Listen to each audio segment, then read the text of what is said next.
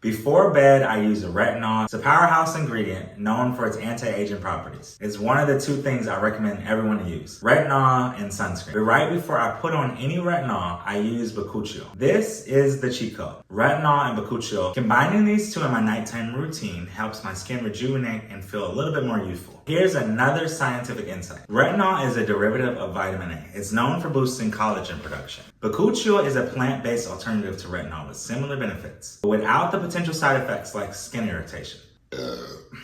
Excuse me. I'm gonna be honest with you. I feel like my skincare routine isn't done until I'm kind of have that glow. Retinol, bakuchiol, and sunscreen are what give me the added bonus, but rosewater is what gives me the hydration underneath all those things I'm using. Here's the cheat code. Every bit of your skincare routine should play a piece of the puzzle. Some people use products and they're like, I don't even know why I'm using this. I'm not using anything. I'm not going nowhere. I'm not inviting anybody if it doesn't serve a purpose. Skincare included. Okay, I know y'all said black don't crack, but it does if you ain't moisturized. This is how you can level up your AM and your PM skincare routines.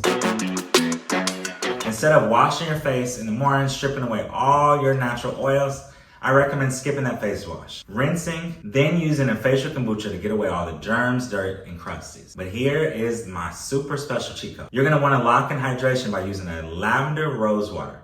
I'm using this one here. It's called Lavender Rose Hydro Mist, and it comes from Good Skin. So there you have it. If you have any questions or need any skincare advice, comment below. I'll get back to you. This is Checkout John, checking out.